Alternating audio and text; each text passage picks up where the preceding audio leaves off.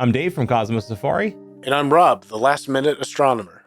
Welcome new amateur astronomers into the hobby. We want to revisit the mistakes that we made and talk about the various hobby killers that some people get tripped up in and how to avoid those types of potholes.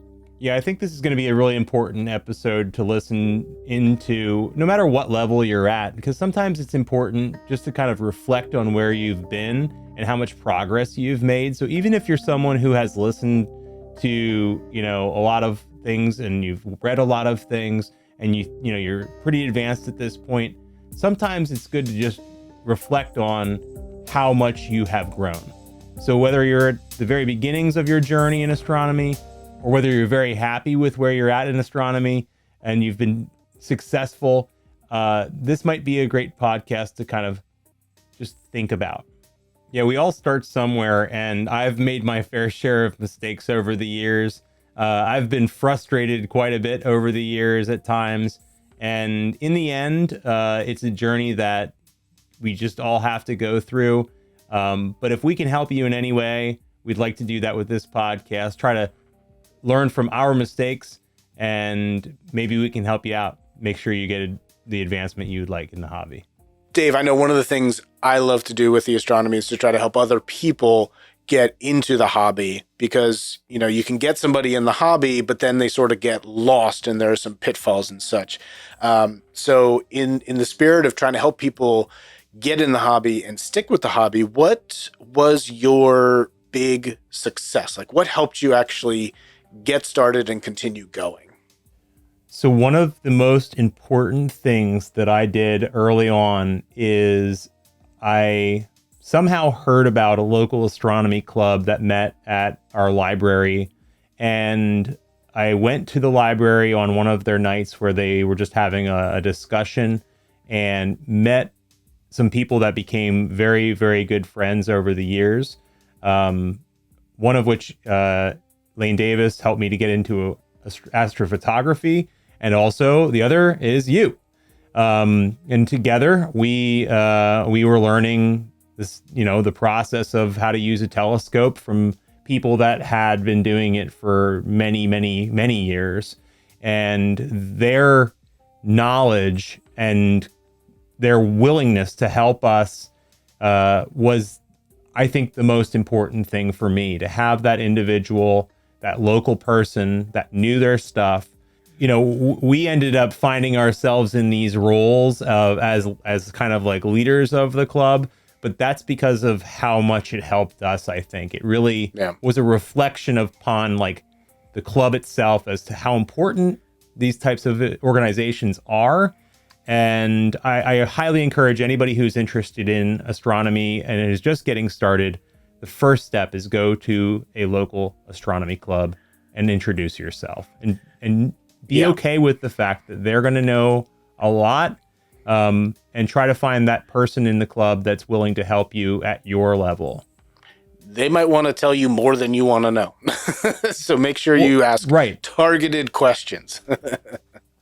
So even within the club, there's oftentimes a group of people who are more into the actual observational astronomy with telescopes, and there's other people who are more like just interested in the astronomy as a topic. So if you're interested in telescopes and observing, you want to make sure that you're kind of involving yourself in any outings that they have. Oftentimes they'll have little get-togethers with the telescopes. And when you're out there, you can look through a bunch of different types of telescopes too, which is kind of nice. You don't even have to own one yet. And I think for me, that was one of the important things, is I looked through other people's scopes to kind of get an understanding of what progression should I be doing, and where are my interests, and what is like too big to carry around, and listen to those people. And it really does help to try to go out and do the actual observations before you make a purchase, I think. Yeah. And every club runs differently. And even from time to time, I remember in our club, like there were times when we were more outreach focused, and times when we were more astronomy talk focused, and times when we were more, let's just go together as a club focus, go outside. So you'll find every one of them is different, but everyone has great people who are willing to help give you advice. In fact, I remember one of the best parts was one of the members of our club. My wife bought me a membership into the club as a Christmas present after I had to start teaching. And I was like, hey, I'm getting this grant soon, and I'd like to buy a telescope and the right equipment with this grant for my school. And I don't know what I'm doing. Like, help me, Tom. Help me do this. Okay. Yep. And he asked me, what am I looking for? How much money do I have? And I think that was probably the best part for him. He's like, ooh, he's got this much money. Here's an engineering problem. How can I get him the best stuff and give him the right stuff? And I still have that equipment to this day, and it still works. And I am always grateful to Tom for that. Aside from the clubs, the clubs help us out, and you have people to talk to. What kinds of problems did you face? Like, what hurdles did you have to get over? What frustrations did you find that kind of nudged you away from it a little bit? I think the biggest mistake that I made early on was trying to go out while it was already dark instead of getting outside before it got dark and getting things set up while there was still daylight, especially when it comes to focusing the telescope. If it's out of focus significantly and you don't have a bright object to look at, it's challenging.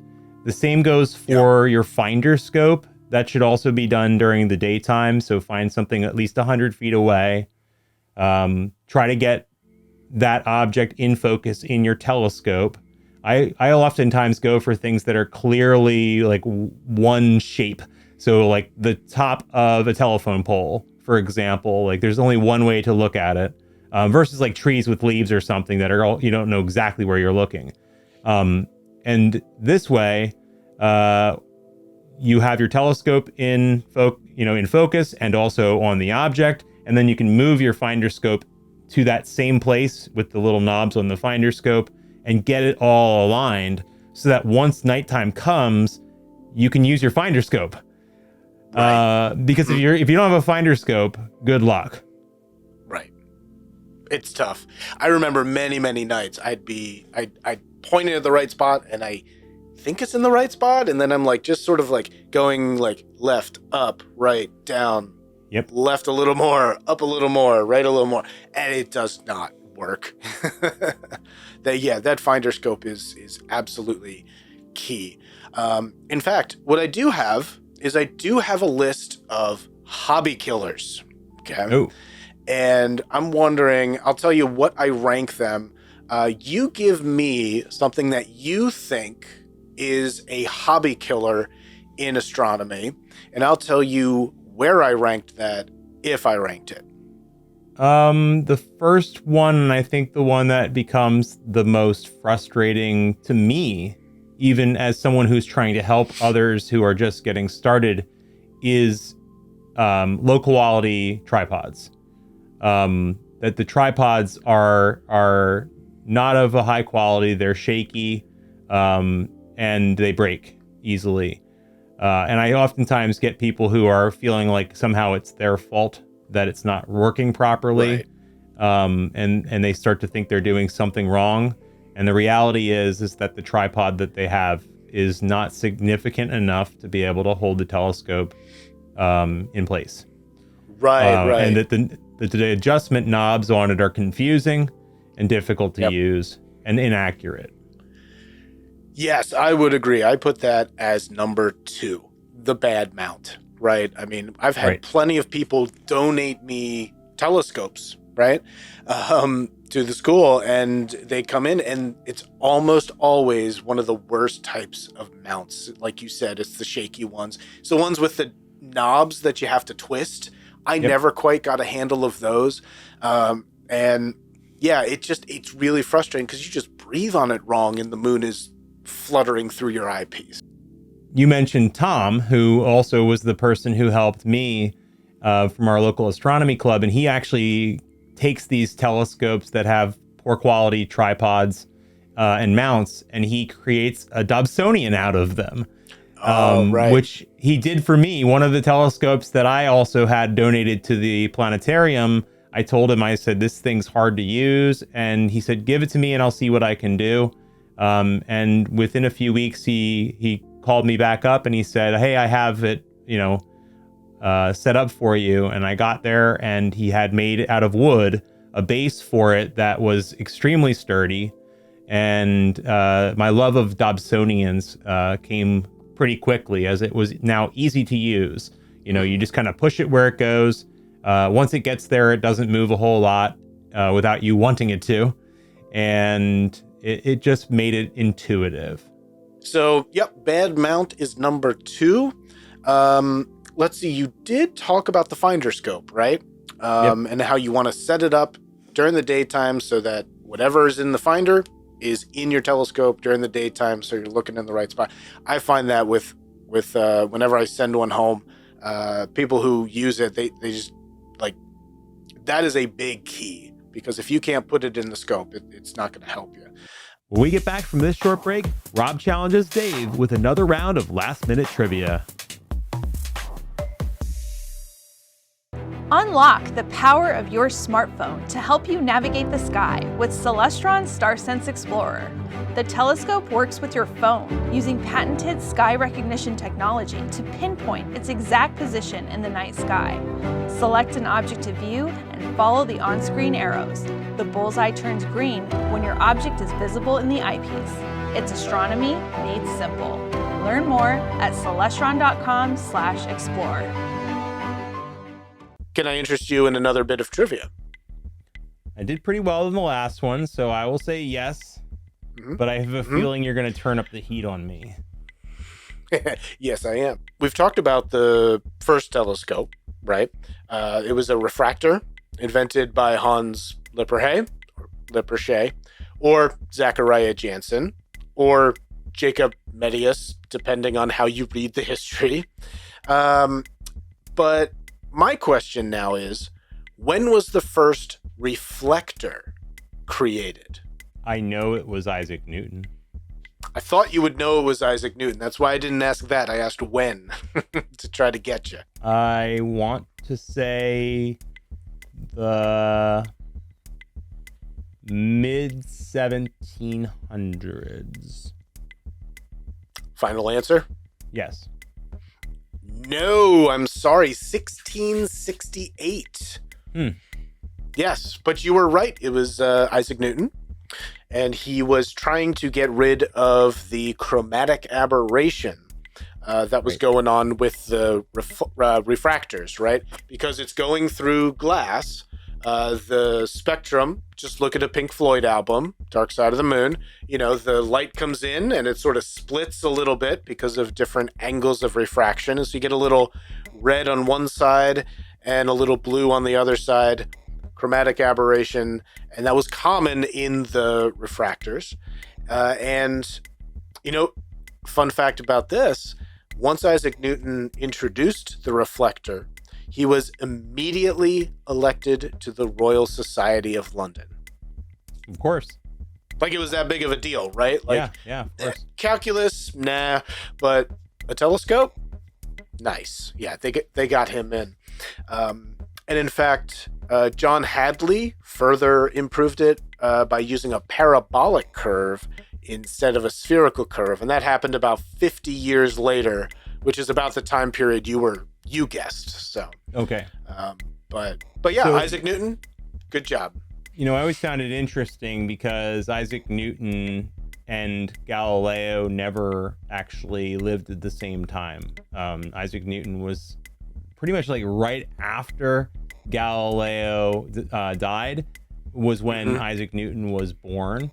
And I always find it interesting because in a lot of ways, Isaac Newton carried on the work of Galileo. I mean, Galileo was doing work with motion. He was rolling balls down ramps, trying to calculate things.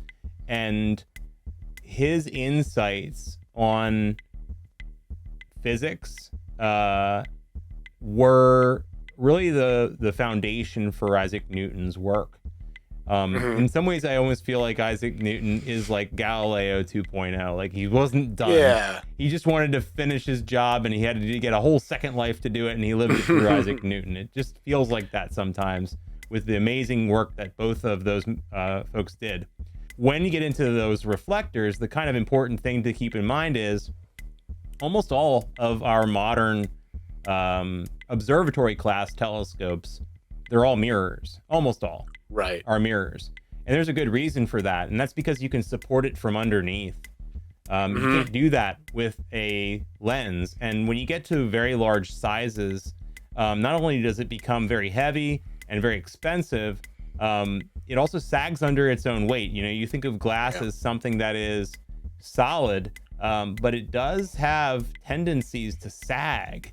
And so when you've got that big lens, you know, I think we talked about 43 inches was our podcast trivia last time. Yeah, I think so. Largest of all of the different, you know, lenses ever created. Any bigger than that, it starts to sag and it no longer can hold its optical shape, because you have to move the telescope at different orientations. And so you can't even design it to be sagging in one particular location, because as soon as you change the orientation of the scope to look at a different place in the sky, the whole lens shifts as well. Exactly. Yeah. So that invention by Isaac Newton, not only did it get rid of chromatic aberration, it also was what permitted us to build these enormous telescopes that we see today. Yeah. Just a huge step forward. Now, there was another step forward 4 years later. This is your second one. 4 years later, in 1672, what kind of telescope was invented? I thought the first one was a Newtonian reflector. Yeah, so you had the refractor with Galileo and Lippershey. You have the reflector with Newton, and then 4 years, 1672.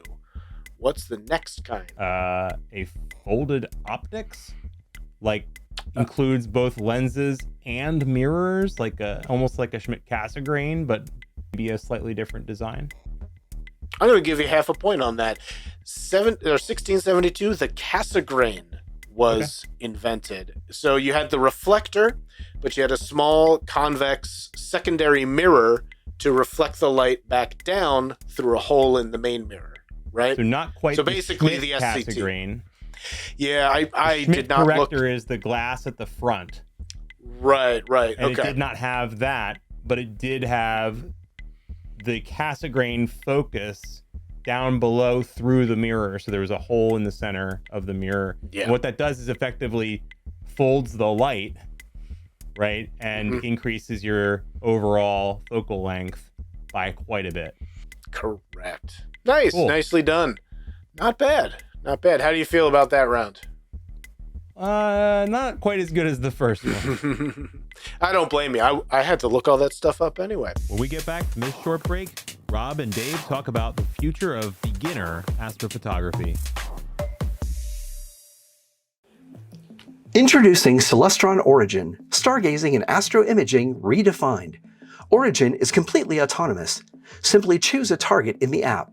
Origin captures it with ultra-fast RASA optics, perfects it with AI imaging processing, and delivers it to your device.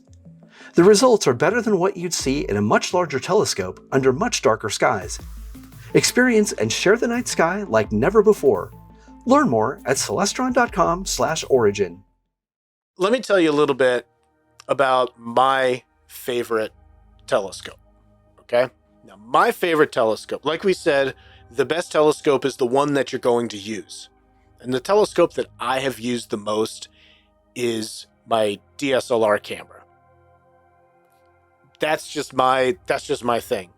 I do love the telescopes, and I like taking pictures through telescopes, but just using the DSLR camera, that's the one that I use the most, because I can take that out anywhere and get good pictures, right? It's essentially a telescope, right? But it's just easier to use. Digital, it's all automatic, like just instant gratification. all I had to do was learn about ISO and shutter speed and f-stops. And there I really have a really good start to actually taking good pictures of the night sky. So that's really been my favorite. Now, I have not gotten in deep where you are and have been, Dave, where you're really you're taking tons of pictures and stacking them up and adjusting in Photoshop. And I don't know, just me, I don't have the patience for that. But I have always enjoyed having my DSLR camera out there and just being able to take pictures of anything whenever I want to. And that's about as deep as I've really gone. Dave, tell us more about what you've done with telescopes and cameras, because I find it really interesting. Well, before we get into the weeds with that, I think I want to try to keep this the astronomy like 101 here. Personally, I think, having a DSLR is great and all, but most people have a cell phone in their pocket. And a lot of these modern cell phones are capable of some pretty cool things with their night modes. And you can also get an adapter for your scope, and you can place your, phone up to the eyepiece mostly for bright objects like the moon or planets. But I have a feeling that as we continue to see cell phone camera technology improving, and as software on cameras for your phone get better as well, I think we're going to start to see that the results that we're going to be able to get as amateur astronomers, even if they're just getting started through the eyepiece to your camera, is going to be improving, and it's already pretty good. So for me, I think that to first start off with that is where you really want to be. And you mean starting off learning this stuff through the phone? Is that what you're saying? I think the phone is the right step. Yeah. Because you already... I think now it is, yes. Most people have them already. I don't necessarily think that the DSLR is the right choice, personally. I think there are other options out there that are significantly better. I feel like it's a sidestep. And if it's something you already own, by all means, you should be using it. But I wouldn't recommend going out and buying a DSLR for the purpose of doing astronomy at this point, because there are so many great options that are out there now. And they're only going to get to be more and more affordable. And, we just talked about Origin in the last podcast. The usability and just set it up and it starts doing the imaging for you.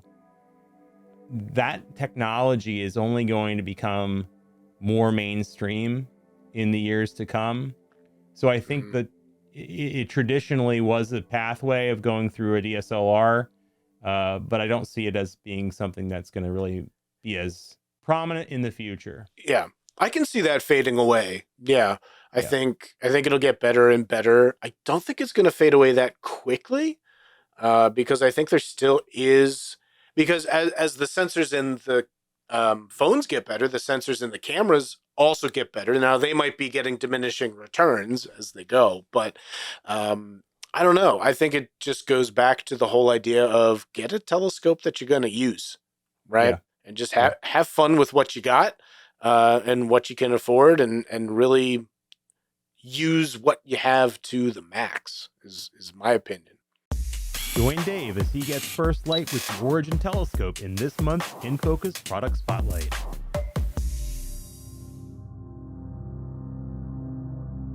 So I'm out here in my backyard, and right behind me you can see the constellation of Orion the Hunter, and I'm about to take the brand new Celestron Origin telescope out here, which is a home observatory effectively. I can just pull it outside, and within a few seconds I should have it up and running and imaging. I'm going to be trying for the Orion Nebula. I also might look at the Horsehead Nebula while I'm here in the Orion area.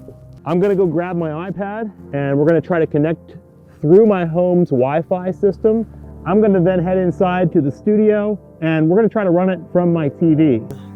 Currently sitting in the studio and I'm enjoying a beautiful image directly from the origin, which is outside right now. We've got about 2,300 or so seconds of exposure, and you can see, you know, the Great Orion Nebula here. Some of those brighter stars are notoriously difficult to actually image because you not only have the bright stars, but you also have faint nebulosity here, some faint nebulosity over here in these stars.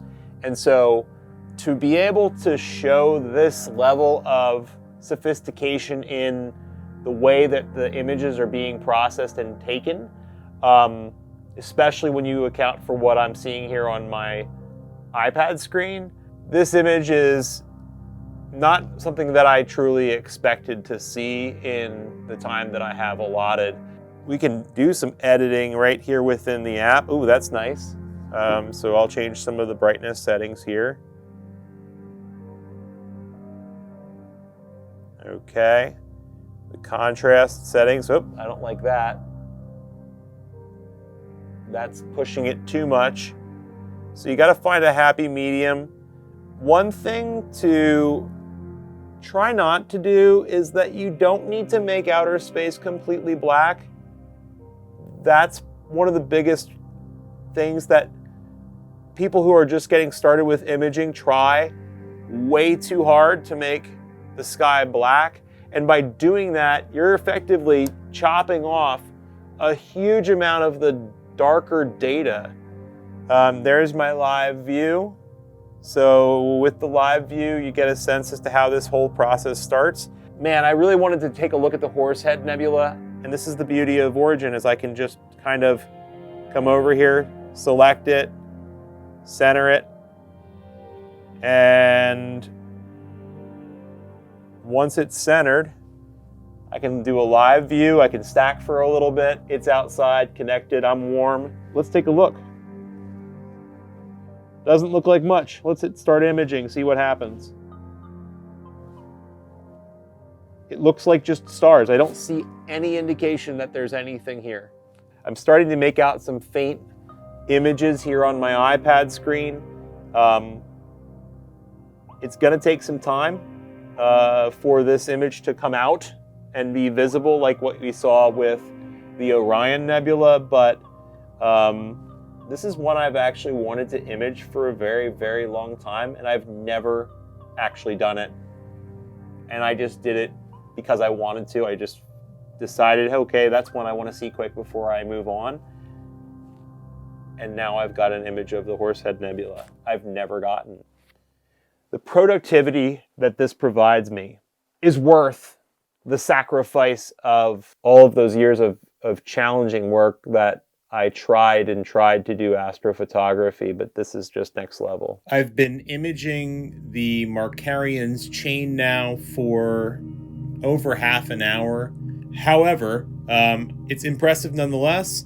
I want to try out something different, so I'm going to just download and save the Markarian's chain image. So what I'd like to do now is I would like to actually schedule a number of things to be imaged throughout the rest of the evening. And tomorrow morning I'll wake up and I'll retrieve the scope. So this is me signing off for the night, and we will see you in the morning.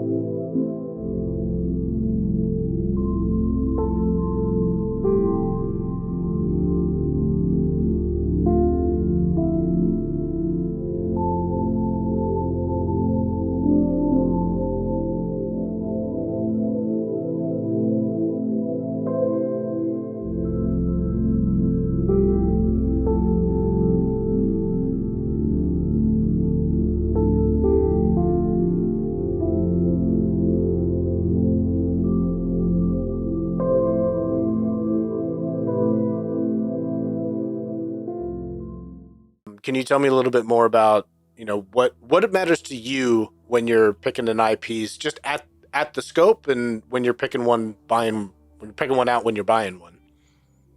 So when I went to start to get some additional eyepieces, not just the ones that came with the telescope, but I was specifically going out looking to buy an eyepiece. One of the first things I did is I looked through other people's scopes with their eyepieces. And one night I remember I was at a local dark sky site, and I asked one of my friends from my astronomy club if I could borrow one of their eyepieces and put it into my scope. And as soon as I put that eyepiece in, put my eye up to it, it was completely different. It was like having a brand new telescope, because the optical system is only as good as its least performing piece. And if that is the eyepiece, and it doesn't matter how good of a telescope you have, if you put a poor quality eyepiece in it, you're going to get poor quality results. And that taught me in that moment that an eyepiece needs to be part of your budget. And one of the things that I've found over the years is important to me is something called eye relief, the ability to have your eye not be directly up against the eyepiece, to give you some distance. And the reason is because I wear glasses and I have an astigmatism. You don't technically have to wear glasses to look through a telescope if you do not have an astigmatism, because you can focus with the actual focuser and you can correct for any normal vision. What you cannot correct for is the misshapen eyeball, which is what an astigmatism is. The glasses can, and you can get a special lens to place over some of the eyepieces that are out there, but that stays, the same. If your prescription changes, you're going to have to get a new one. You're going to get new glasses. So having that extra eye relief allows you to wear your glasses, which is nice. It's just more comfortable when you're out there viewing to have that extra, eye distance, because you have the little cup that covers up your eye, and that cup kind of blocks the light out. And it's just a much better feel than having your eye like straight up against the glass trying to see through it. So eye relief is important. The other thing is the actual size of the opening. A lot of the ones you get from, the manufacturers, when you buy a telescope initially, the eyepiece is actually a fairly small little thing. And then most of the manufacturers have upgradable eyepieces, and they're much larger and easier to look through, especially with kids. It's a lot easier for them to focus their eye when there's a bigger opening. And the last thing to look at is, and this is, kind of specific to deep sky, is the apparent field of view. So with a deep sky object, one of the things that you should always consider is that you don't really need or want necessarily to be zoomed in. And so for that, you want a higher millimeter eyepiece, which will give you a wider field of view. But then within the eyepiece itself, there's this apparent field of view, which is kind of like how much of a range of vision you have. And with a very wide field of view, it almost feels like you're looking through a portal, like out a window of a spaceship. It's a much different experience. Other eyepieces are better for, more like planetary, where the object is very small and bright.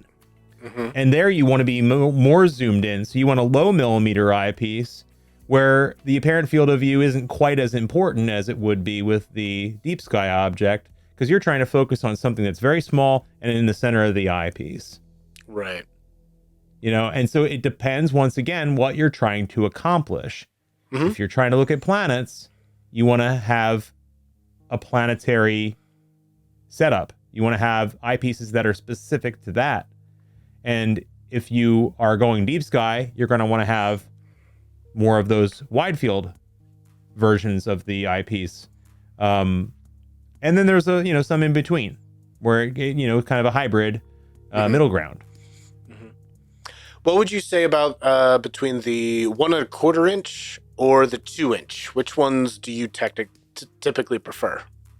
I personally want my telescopes to include the 2-inch eyepiece whenever possible. I have had a number of 2-inch eyepieces and 1.25-inch eyepieces over the years, and I've seen good quality in both. So I wouldn't say that that is necessarily a, deal breaker. If it's a 1.25-inch eyepiece, don't guarantee that that's going to necessarily give you better views than a 2-inch. Right. But I would like my telescopes to have that option. It just opens up more doors. You can always put something in to make it smaller and adapt it to the 1.25-inch. Not even just the knowledge of the eyepieces. You want one that fits you and you're observing. But I find that just knowing what to do and how to operate the telescope, but more particularly, like, one of the things we hear a lot is, I'm looking through this telescope and I can't see anything. Like, what is going on, right? And we've already talked about some of that, right? Some of it is you have to have it actually looking at something. So line up your finder scope. You have to have it in focus, right? But then, what are some of the other things that you find people get frustrated with? This is number 3 on my list. Just knowledge of the night sky and how the telescope works. What do you think gets people tripped up the most? Well, when you look through a telescope, the image is inverted, number one. And that initially throws a lot of people off, which is once again why I highly recommend people start during the daytime. That will all be very obvious when you're looking at things around that are normal terrestrial objects.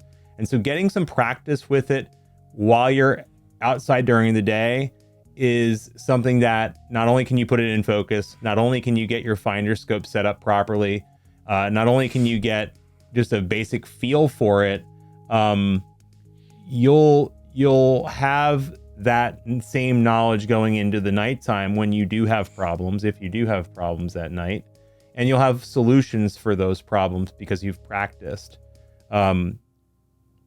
One of the things I would do is I would start with the wider field eyepieces, even if you're going to be going to do planetary work, for example. And I said, you should be more zoomed in. That isn't the first step, right? So if you're looking at this little patch of sky, any motion in that telescope is going to make a huge difference in what you're looking at because you're so zoomed in. The magnification is too high. And by starting with one of those higher millimeter eyepieces that are lower magnification, it provides you a wider field of view, which gives you more of the night sky to work with. And you can find those bright stars and get them centered and then zoom in, and once you, or whatever object you're looking at. Right. And the thing is, when you zoom in, you're losing the light level is going down. So if it's a dim object, you might not want to be zooming in, and it's possible you're putting in too high of a magnification right off the bat. Yeah, that's something that actually got me one of the first times, like, I really noticed it. I was trying to zoom in on Saturn, right? And because Saturn is so bright when you have it really tiny in your scope, right? Like, it's almost too bright where it's blowing itself out. And then I think I did like an 8mm Nagler on a Barlow or something like that. And it was big, but I'm like, this is kind of dull, and it really surprised me. But the idea is, no matter what, you have the same amount of light coming through. You either have the light concentrated and it's smaller for a smaller zoom and a wider field, or you just kind of spread that out a little more thinly if you're zooming in. Yeah, the other thing to consider, though, is as well, when you're zooming in on something, you're also going to start to see some of the atmospheric effects. There is a limiting factor based on your atmospheric conditions at that moment. And, some places are great. Like the location itself generally has better atmospheric conditions for viewing. We call it seeing conditions. where basically it's the turbulence in the atmosphere that's affecting your ability to see, objects clearly. I liken it to on like a hot summer day, how you see the effects of the heat rising from the asphalt. But that's happening up in the atmosphere also. And that would be atmospheric seeing.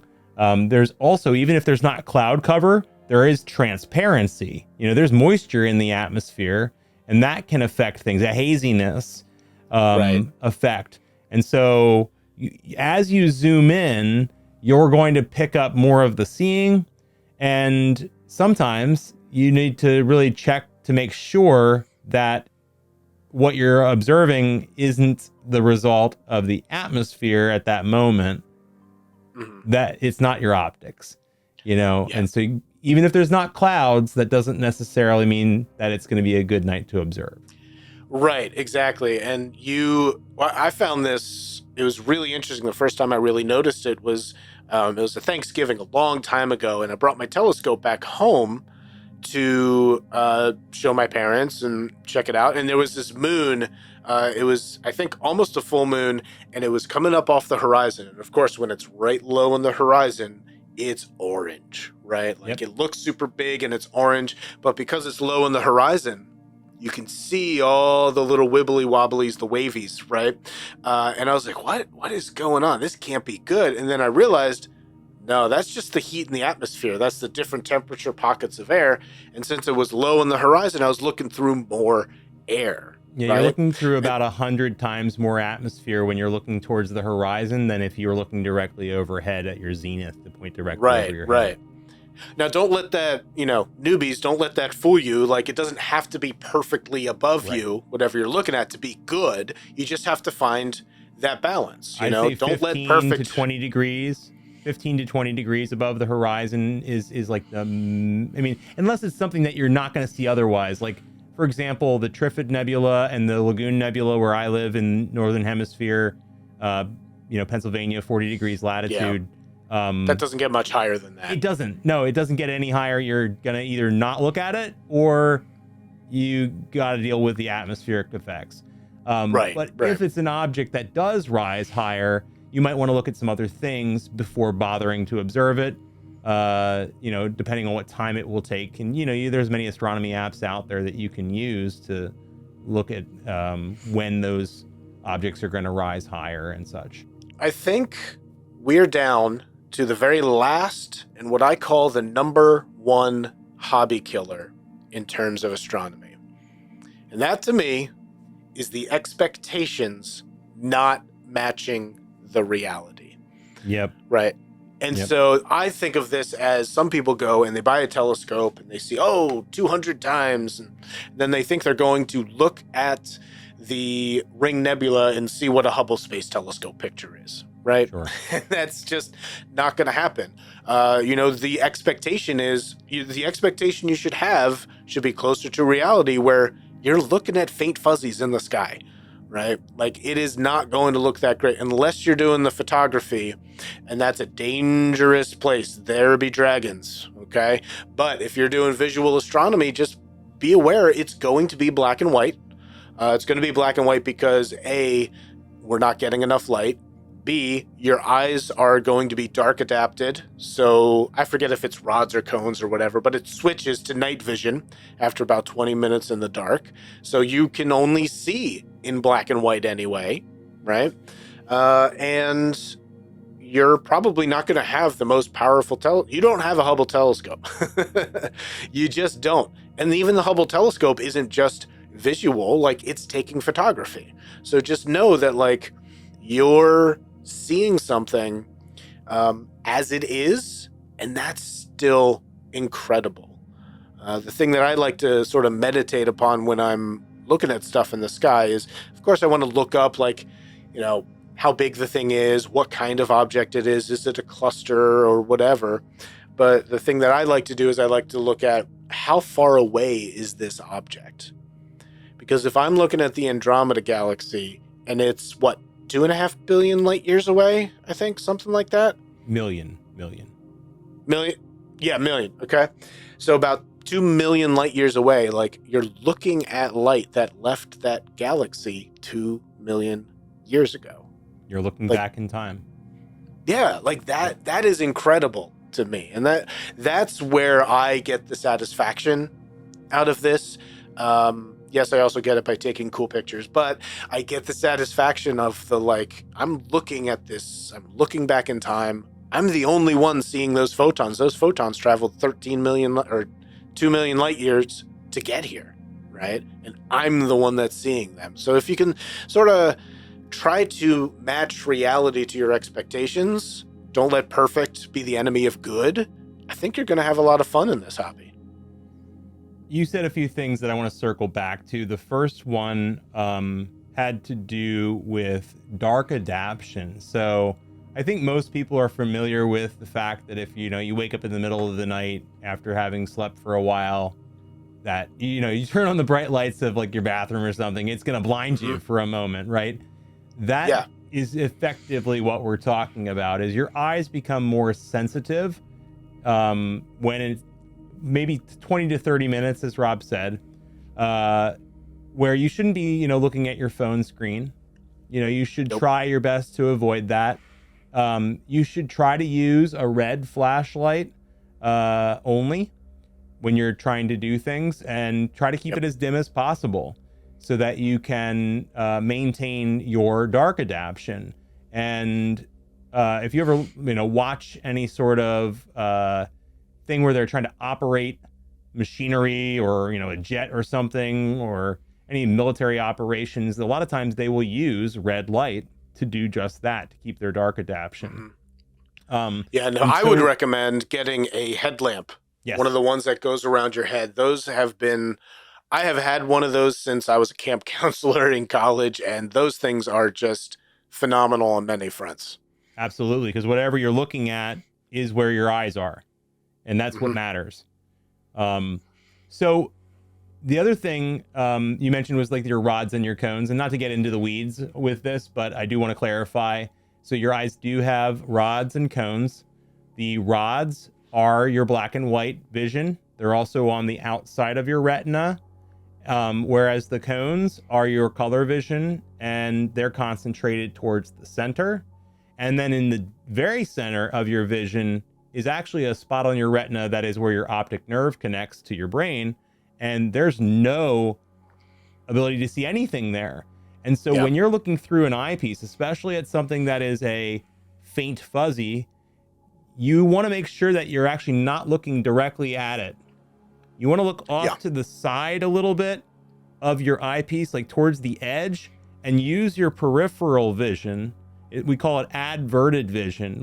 Look through it using those rods rather than trying to look at it through the cones, because A, they're more sensitive, and B, there's many more of them. Instead of, a few 100,000 of them like the cones, there's many, many millions of rods.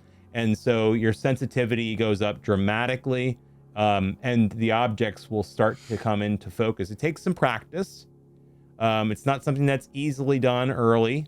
I wouldn't recommend it for kids, right away. But, as you practice, try to use adverted vision, and you'll see things more clearly than you thought.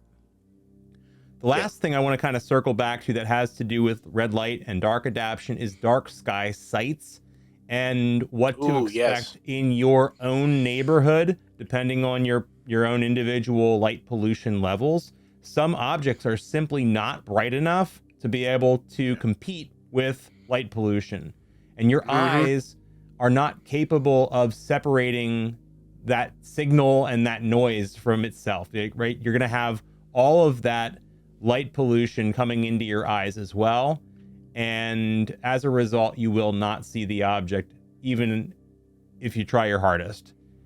So try to. You're not really going to see the Andromeda Galaxy if you're in the city. Like, you might be able to do some photography, but you're not going to be able to just see it. Like, in the big cities, you're kind of stuck with planets, the moon, and bright stars. Right. Would you agree? Yeah, to some degree. It depends on the size of your telescope, and you And you the can filter. get filters. There are filters that you can use for your eyes, to light pollution filters and such, or ones that are specific wavelengths of light that your eyes are capable of seeing, the visual parts of the spectrum. But you really need to be in a dark sky sight to see things properly. The faint fuzzies, at least. Yeah. And I realize that not everybody can get to one of those easily all the time, and that should be taken into consideration when you go to purchase a scope. Try to keep in mind what you're going to be using it for. If you don't think it's something you want to try to put into your car and drive across, many miles to get to your dark sky site because it's just too big, then maybe you should buy a smaller scope. Or if it's something you're going to never be able to do, maybe you should focus on planetary for a little while. Get used to the process. Make sure it's something that you know very well prior to taking that next step towards deep sky objects. So Rob, if you had to pick one object to look at for the rest of your life, and that's the only object that you could ever look at, what would it be and why? That's a tough one, because part of me wants to say the moon, because at least you can see a different part of it all the time and it kind of varies. However, I feel like Jupiter would be a little more entertaining just because it's small. I can get better at actually seeing it. I could learn planetary astrophotography, and I'd love to be able to see more of the transits and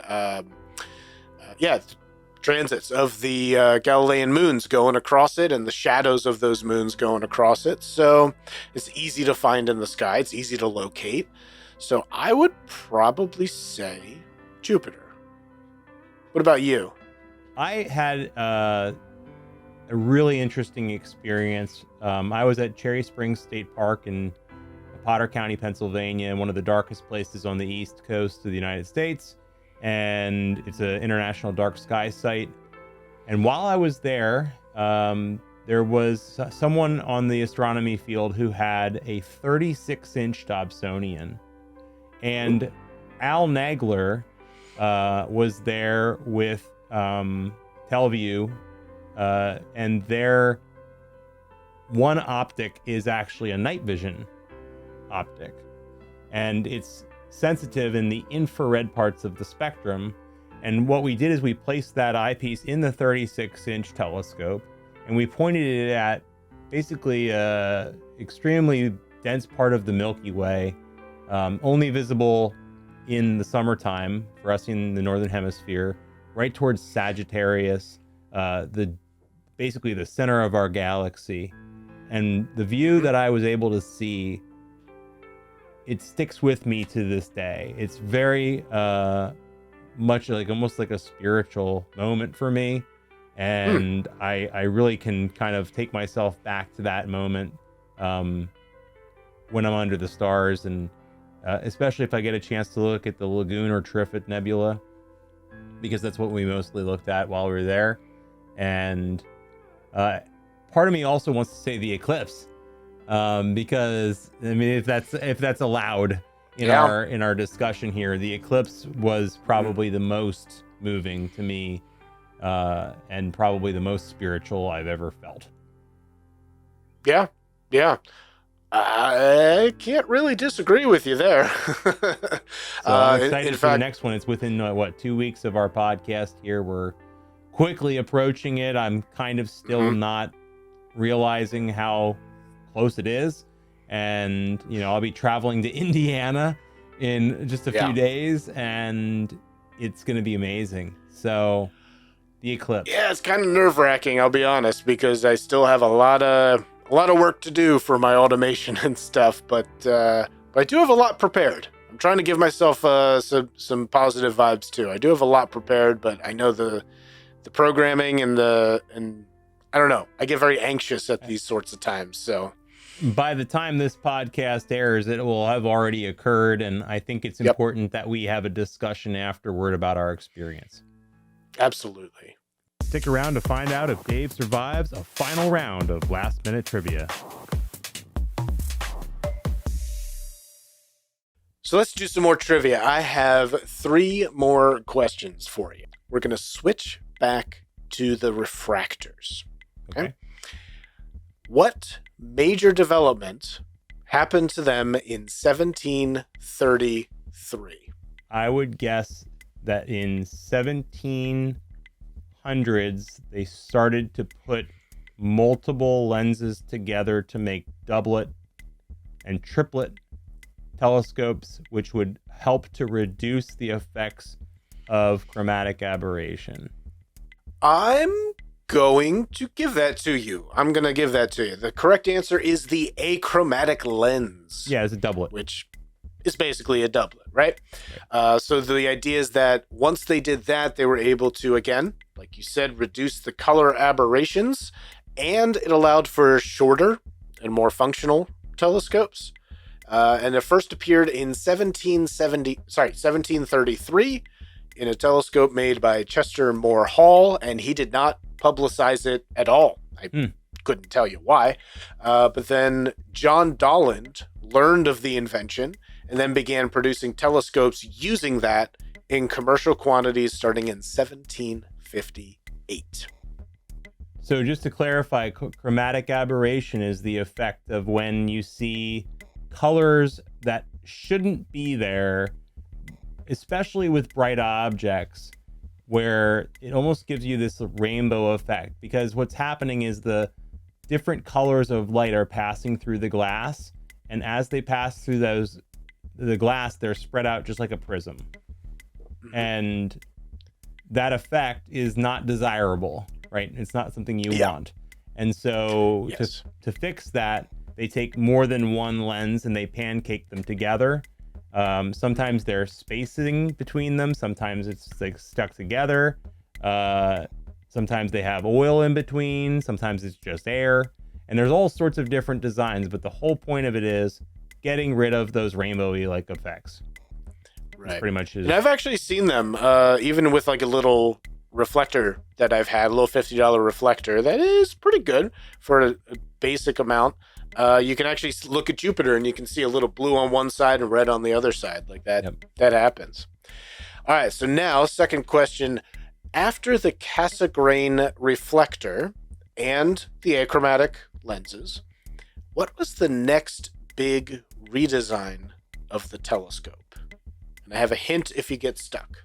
It was invented around 1910, but not widely adopted until after 1950. It was the Schmidt corrector. No. Although I bet you that probably happened after, but it's not as big as this one. What was the hint? From what I can tell. The hint is that it's used on the Hubble Space Telescope. Ooh, stumped him. I don't know. That All right. It is the Ritchie-Cretan variant of the Cassegrain reflector. Okay. Like I said, invented in 1910, adopted after 1950. And yeah, they start using this a lot more, especially on many modern telescopes. It gets a wider field of view than the classic Cassegrain. Okay.